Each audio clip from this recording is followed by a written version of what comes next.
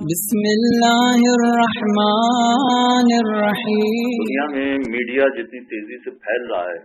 اور اس کا اثر لوگوں پر ہو رہا ہے، اس میں نوجوان سب سے زیادہ متاثر ہو رہے ہیں، اور انٹرنیشنل میڈیا خصوصی طور پر، اور اسی طرح سے نان مسلم میڈیا یہ کچھ ایسی باتیں اپنے نشریاتی اداروں میں یا چینلز میں سوشل میڈیا میں نشر کرتے ہیں کہ جس سے سب جانتے ہیں کہ فحاشی پھیل رہی ہے، فحاشی بڑھ رہی ہے، اور اس کا اثر نوجوانوں پر سب سے زیادہ ہوتا ہے، جس کا نتیجہ یہ نکلتا ہے کہ مسلمان ملکوں میں بھی یہ وبا تیزی سے پھیلتی جا رہی ہے کہ لڑکے اور لڑکیاں اپنے ساتھی کا انتخاب خود اپنے ہاتھ میں رکھتے ہیں، خود اپنے ساتھی کا انتخاب کر رہے ہوتے ہیں، یعنی لڑکا لڑکی کا انتخاب خود کرتا ہے، اور اسی طرح سے لڑکی لڑکے کا انتخاب خود کرتی، اور نتیجہ یہ نکلتا ہے کہ پھر ان دونوں میں آپس میں محبت اور عشق جو جاری ہوتا ہے، وہ پھر یہ اس بات پر اڑ جاتے ہیں کہ ہم آپس میں شادی کریں گے۔ لڑکا بھی مصر ہوتا ہے کہ میں اسی لڑکی سے شادی کروں گا، اور لڑکی بھی مصر ہوتی ہے کہ میں اسی لڑکے سے شادی کروں گی، اور یہ وبا اتنی تیزی سے پھیل رہی ہے کہ ماں باپ کے کنٹرول میں بھی نہیں ہے، اس لیے کہ بیچارے ماں باپ سوشل میڈیا تک اتنا اثر و رسوخ نہیں رکھتے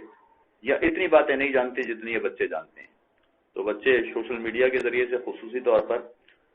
اس طرح سے آپس میں منسلک ہو جاتے ہیں کہ پھر ماں باپ کے لیے کوئی چارہ کار نہیں بچتا ہے، اور ایسے واقعات اور حادثات بھی پیش آتے رہتے ہیں کہ یا تو لڑکی گھر سے بھاگ گئی، یا لڑکے نے خودکشی کر لی،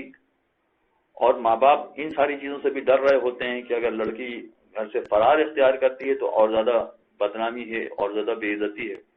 خودکشی ہوتی ہے تو پولیس مقدمہ بھی بنتا ہے اور دوسرے معاملات بھی کھڑے ہو جاتے ہیں۔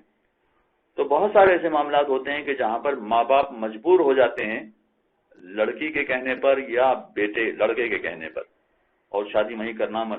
ان کو کرنا پڑتی ہے۔ بہت سارے ایسی مثالیں میرے سامنے بھی آئی ہیں۔ ماں باپ شکایتیں لے کر آتے ہیں مگر کچھ کر نہیں پاتے، اس لیے کہ حکومت پاکستان کا قانون بھی ان کا ساتھ دے رہا ہوتا ہے کہ جو بالغ ہو گیا ہے وہ آزاد ہے، وہ اپنی مرضی سے جس کا چاہے انتخاب کرے، جس کو چاہے شوہر بنائے، جس کو چاہے بیوی بنائے۔ لہذا ماں باپ بھی ایسے معاملات میں پھر جب آخری منزل تک بات پہنچ گئی ہوتی ہے تو کچھ کر نہیں پاتے ہیں، کوئی راستہ ان کے پاس بچتا نہیں ہے۔ ایسے سارے ماں باپ سے اور پھر نوجوان لڑکے اور لڑکیوں سے بھی ایک گزارش میری ہے، ایک راستہ میں بتا رہا ہوں، اگر آپ کی سمجھ میں آئے تو بہت اچھا ہے۔ اچھا، اس میں یہ بھی کوئی نہیں ہے، چونکہ ہم مسلمان ملکوں میں رہتے ہیں تو مسلمان ملکوں میں ہونے کے ناطے سے شیعہ اور سنی کے درمیان اس طرح کا لو افیئر ہو جاتا ہے تو وہ شادی کرنے کے لیے تیار ہو جاتے ہیں۔ تو شیعہ اور سنی کے حد تک اگر یہ معاملہ رہتا ہے تو کوئی حرج نہیں ہے، اس لیے کہ مسلمان کوئی بھی ہو آپس میں شادی کرنے میں کوئی قباحت نہیں ہے، مسلمانوں کی آپس میں شادی ہو سکتی۔ لیکن اگر یہ معاملہ نان مسلم کنٹریز میں ہے تو انڈیا میں تو یہ والی بات بہت زیادہ مشکل ہو جاتی ہے کہ لڑکی اگر کسی ہندو لڑکے سے شادی کرنا چاہتی ہے تو اسلام نے اس کی اجازت نہیں دی ہے، اور اس طرح سے لڑکا کسی ہندو لڑکی سے شادی کرنا چاہتا ہے تو اسلام نے اس کی اجازت نہیں دی ہے۔ یعنی ہندو سے جو اللہ کو نہ مانتے ہوں یا مشرک ہوں ان سے شادی کرنے کی اجازت نہیں دی ہے، مگر چونکہ وہاں کا میڈیا ایسا ہے اور وہ اتنا آگے بڑھ چکے ہوتے ہیں کہ پھر آپس میں شادی کر رہے ہوتے ہیں، ہندو اور مسلمانوں کی شادی عام ہو رہی ہوتی وہاں پر۔ یہ شادی تو ہو نہیں سکتی ہے، اسلام کے نقطۂ نگاہ سے یہ شادی غلط ہے یا باطل ہے، یہ کسی صورت میں نہیں ہو سکتی۔ یعنی چاہے آپ خطبہ پڑھ کے، نکاح پڑھ کے، اس میں قرآن کی آیتیں پڑھ کے بھی والی شادی کریں تب بھی والی شادی نہیں ہو سکتی ہے۔ شادی فقط مسلمانوں سے ہو سکتی ہے۔ لہذا اگر مسلمان لڑکے اور لڑکی کی شادی ہو رہی ہے اور معاملہ اتنا آگے بڑھ گیا ہے کہ ماں باپ مجبور ہیں، تو اب ماں باپ کے لیے بھی اور لڑکی کے لیے بھی ایک مشورہ ہے کہ اگر فرض کیجئے کہ اس طرح سے وہ شادی کرنا ہی چاہتی ہے، ماں باپ مجبور ہو گئے ہیں کہ یہاں شادی کرنا ہی پڑے گی، تو پھر بہتر ہے کہ لڑکی طلاق کا حق اپنے ہاتھ میں لے لے۔ پہلا مشورہ یہ ہے کہ طلاق کا حق اپنے ہاتھ میں لے لے۔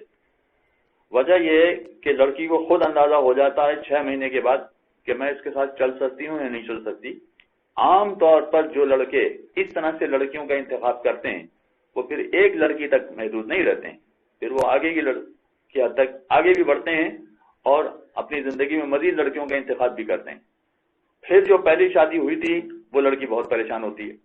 اور اتنی پریشان ہوتی ہے کہ اگر اپنے شوہر سے طلاق بھی مانگے تو وہ طلاق دینے کے لیے تیار نہیں ہوتا. تو اس کا بہترین علاج یہ ہے کہ اگر مجبوراً ایسی کوئی شادی کرنا بھی پڑ رہی ہے تو لڑکی یا لڑکی کے والدین طلاق کا حق پہلے لڑکے سے لے لیں کہ اگر خدا نہ کرے کوئی